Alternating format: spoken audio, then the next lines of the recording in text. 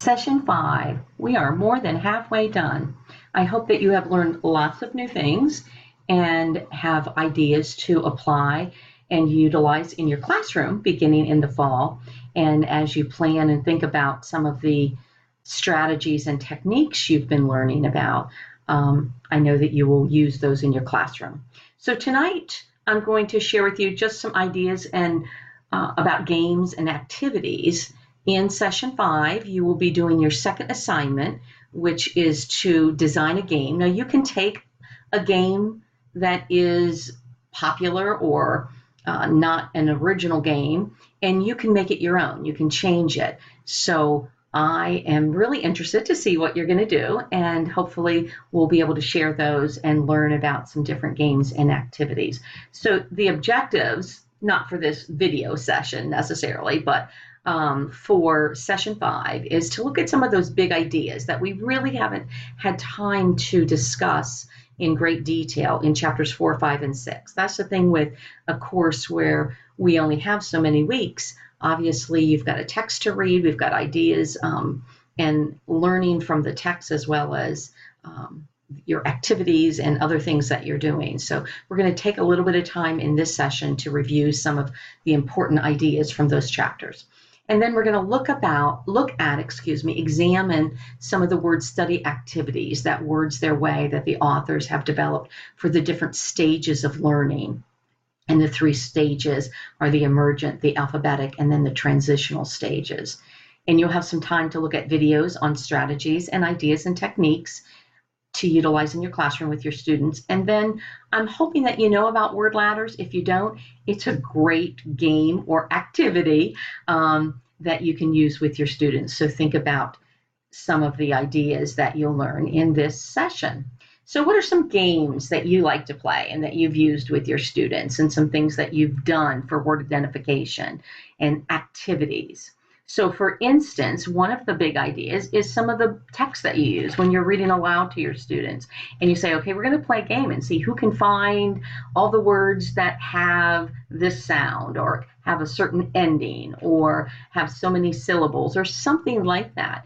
And you choose a text, a read aloud text, and then you play that game or activity with your students. The one text I love is the There Was an Old Lady series for rhyming, and we know that phonemic awareness, we want our students to be able to hear those sounds. So in reading this story, for instance, there was an old lady who swallowed a chick, I might cover up the words and stop at those words and see if they could figure those out. And you can see sometimes I've covered up just the ending and I've covered up the whole word. So there was an old how would that begin? Lady who swallowed a chick. I don't know why she swallowed that chick, but she didn't get, what's a word that the author would use that rhymes with chick and would make sense there, but she didn't get, you got it, sick. So that's one text I like to use. Poetry, and some of you have used poetry. If you're not familiar with Brod Baggart, whoops, the other side here, Brod Baggart, the author, he has some great poetry books. And this one is called Shout, Poems That Roar. Again, just using the poems, stopping at different times. If you're looking at rhyming, if you're looking at endings, that type of thing. So think about this type of poetry. And then there's lots of little books. This one happens to be from Scholastic that you can read with students that all have the same pattern. So this one's called Big Kid Dan. Dan can, or you can use the picture clue there. What? And again, I might cover up the word and ask the students to see if they could figure it out. And then, I don't know if you're familiar, hopefully, I know some of you in elementary, the Llama Llama series has lots of great rhyming in, so if you'd like to use a book like that.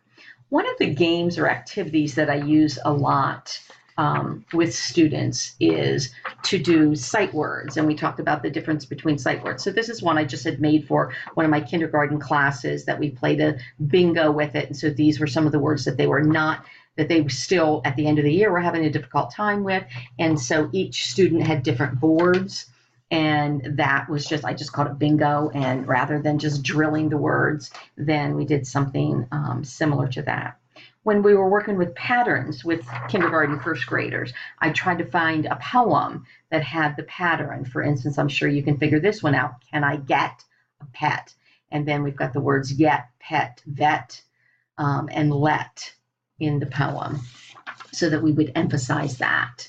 Or this one was one we did that we were doing the UGG, and students had to highlight, and we read this poem all week and talked about it and came up with different words. Sometimes I couldn't find a word or I couldn't find a poem online, so I made my own. And I remember one time one of the students said, "Did you make that one up, Mrs. Weintraub? That sounds like one you made up." So this one was working with some sight words. So sometimes you might use sight poems for sight words, or you might just have a sentence with the sight word. So those are a couple things I wanted to share with you. And then one of the big things that you have seen that Words Their Way have are sorts. And so each week when we were working on different patterns, one of the things I found out when I cut out the sorts, I would clip all my little bags together. They had the words in here. This was a kindergarten sort that we used. And this one was the at family. And so it would have the words and the picture. So bat, and then there would be a picture of a bat or hat, etc. So I would use those with the students, and each one would have his or her bag. The first day, maybe they would work with a partner, and then after that, they would do it independently, and we would use those types of things. So one of the things I found that helped was if I remembered to put the unit we were working on and then put that little clip and use that. Another thing, they had sight words in a baggie, and so we played different games and activities to see how many they could obviously identify, but then we might play a game and say, okay, let's have all the words, choose a pattern, or sort them according to letters, and see how many of your sight words have a letter that begins with a D. And so something along that line was an activity. In this particular game that I have, there was they had to find the beginning sound, and then they had to find lowercase and uppercase. So I had those made for the students.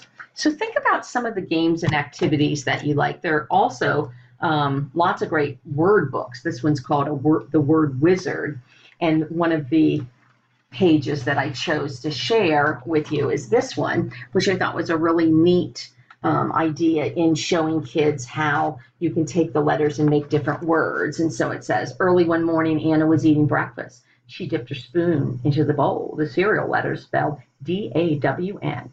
Anna watched the letters float around in the spoon. Now they spelled W-A-N-D. Magic, said Anna, finishing her breakfast. So when kids understand, when you switch those letters around, especially our younger students, we can make other words. And then I found this other really cool book called Vowels and the Consonants, the war between the vowels and the consonants. And so this was a cute book, because we know that when the students are first learning all their letters and their vowels and their consonants with those sounds, that they do have a difficult time.